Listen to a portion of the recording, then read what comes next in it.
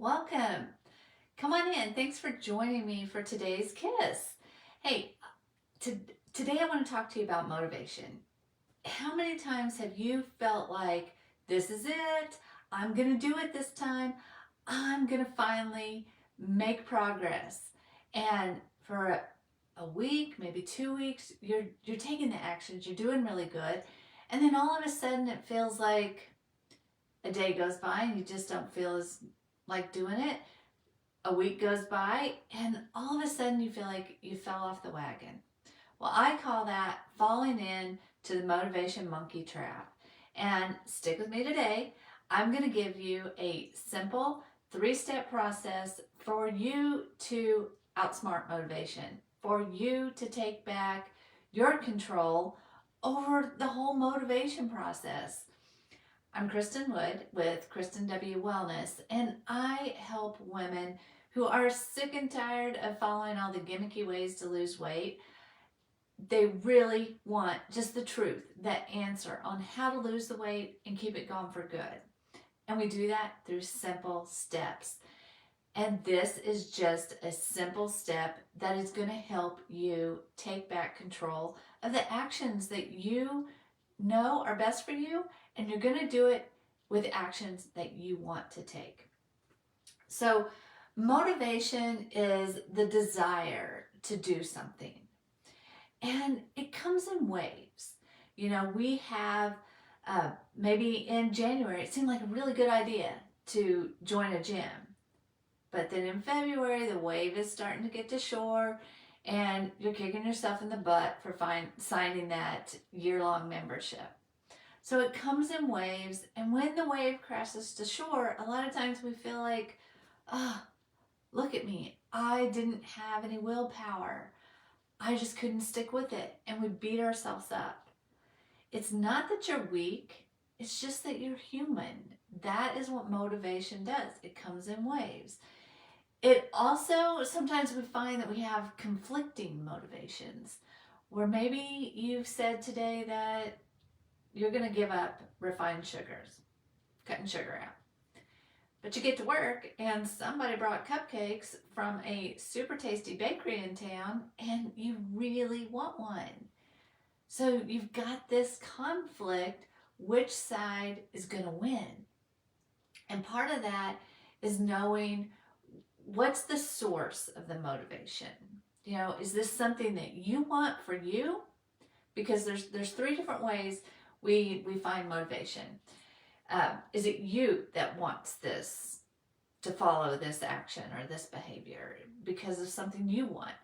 Or are you triggered to do this because of a reward or a punishment? Maybe like following the speed limit. Do you follow the speed limit because you want to, or because if you don't, there's going to be a chance of a punishment? You know, that is an outside source, an outside punishment or benefit that's driving your motivation. And then the third thing is the source of your motivation from just context of what's around you.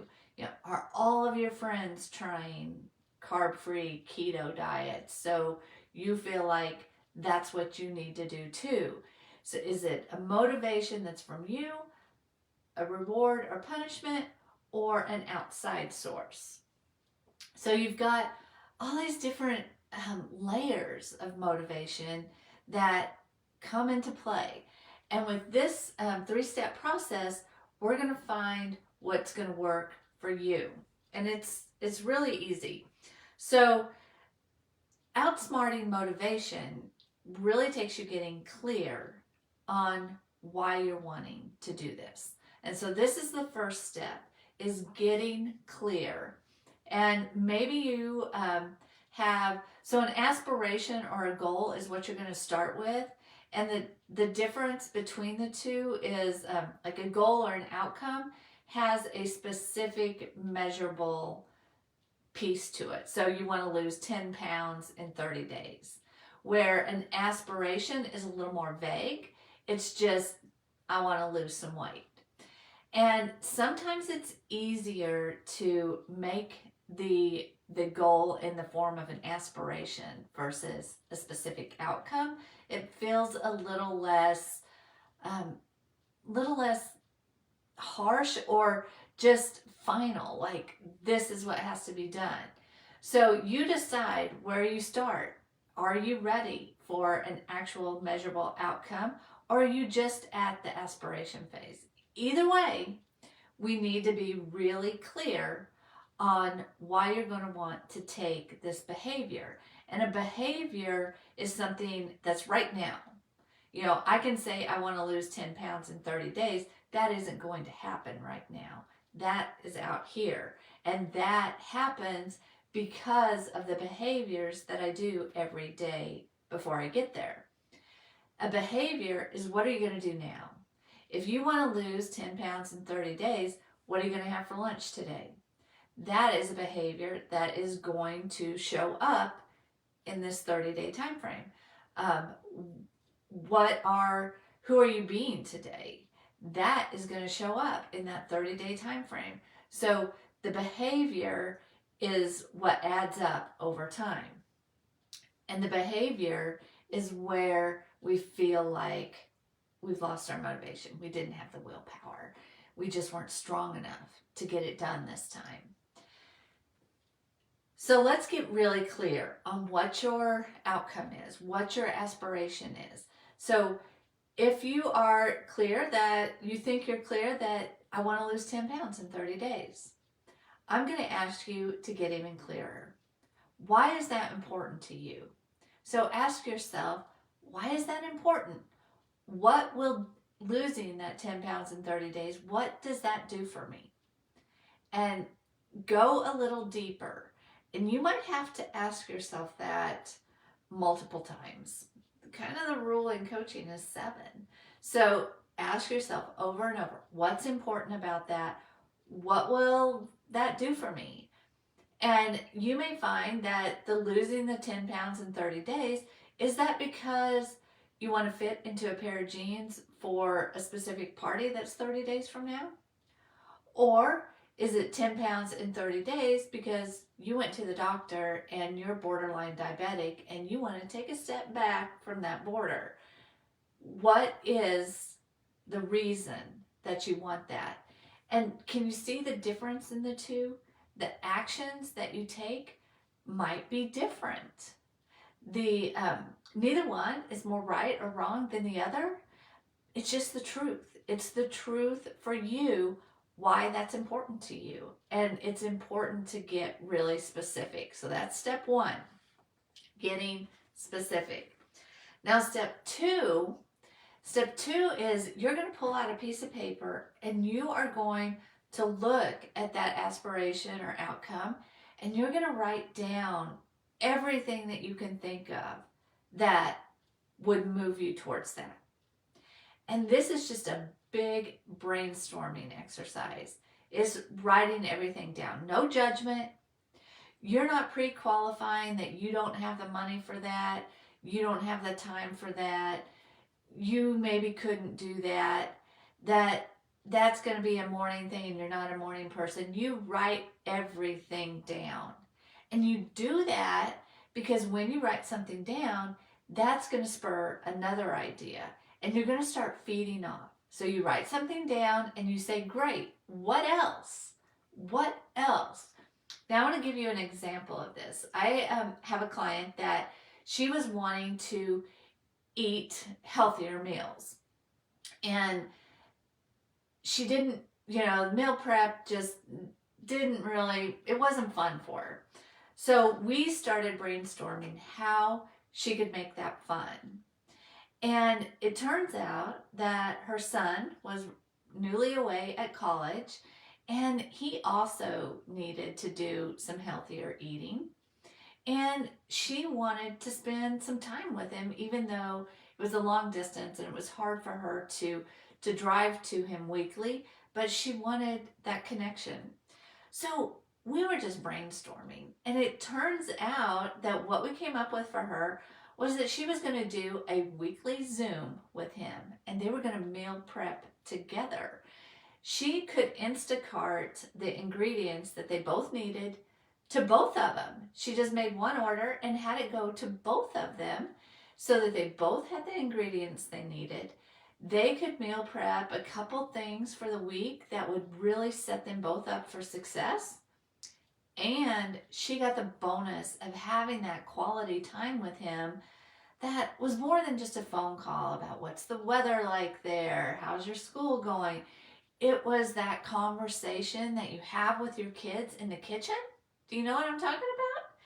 So that it was such a win for her that it made meal prep fun. It made it easy for her to do. It was a win for both of them and to become a behavior that they can consistently do. So it's just brainstorming and feeding off of, well, what else? What else could happen? Now, once you've got this massive list, because for any goal, there are hundreds of ways you can get there. Not just one, hundreds. So think of as many things as you can. And if this takes multiple days to come up with, take the time. You're not in a race. This is a marathon we're doing. So you've got this big list. We're on to step 3. You're going to pick one item from the list, and we're going to do this with what's called focus mapping. This is a real thing. This focus mapping is a technique that B.J. Fogg came up with. He is a PhD and a world leader in habit change. And focus mapping is the tool that he uses to find the behaviors that are going to stick for you. So you start with like a 4-square grid, and you're going to pick a behavior, and you're going to ask yourself, is this something that would really work to move me towards the goal, the aspiration that I have? And if it's a yes, that yes, this really will move me, it's going to go in the top half of the grid. If it's a no, I don't know that this really would move me forward, then it's going to go in the bottom half of the grid. The second question you're going to ask yourself is this something I want to do? Would I show up and do this consistently? Do I really want to do it? If you're a yes, it's going to go on the right side of the grid. If you're a no, I don't know that I'm going to do that every day, then it's going to go on the left side of the grid. When you're all complete, when you've gone through everything, any of the behaviors that are in the top right square, those are your golden behaviors. Those are the behaviors that you could legitimately show up and do. You could do them without having a ton of motivation, without having to use all your willpower. You could show up and do those daily. And pick one, pick two, and just get started doing them and see what happens. I'm going to guess you're going to have a few to choose from that are in that golden behavior bucket, and add more. But don't overwhelm yourself by trying to do all of them. Just pick 1 or 2 at the most to get started with and give it a go. See how this helps your motivation when you actually have things that you want to do that are going to move the needle. A lot of times we get stuck in picking things just because, our friend did it, just because that's what they're advertising on Facebook. It keeps popping up for me. But what is going to work for you is what we're after here. The behaviors that intuitively are for you. Can you give it a try? Do you think you could start this today? If you get started and you want help, that's what I'm here for as a coach. I work with women who are fed up with the yo-yo of their weight. They are sick of investing time and money into promises that don't stick, that they just are on the constant yo-yo. They want off of that. And I show them how to use the features that God gave us in this magnificent body so that your body's finally working for you, with you, instead of constantly you working against it. And we look at how you get curious so that you finally understand the messages that your body is giving you, because it's telling you what it wants. You're just not listening. So you listen and you hear and you make adjustments and you finally work in harmony with your body. And we release those stories and habits that you're stuck in because of beliefs that it's going to make you safe or it's going to make you loved. And we tap into a kinder belief that's better for you and the habits that you want to create and more true. So if that sounds like something you're interested in help with, reach out to me and I would love to have a conversation and see if we're a fit. Are we a fit to work together and reach your goals? So you can drop me a comment here if you're interested in more information, or you can always check out my website, KristinWWellness.com. And I will see you next week with another Kiss from Kristin. Bye-bye.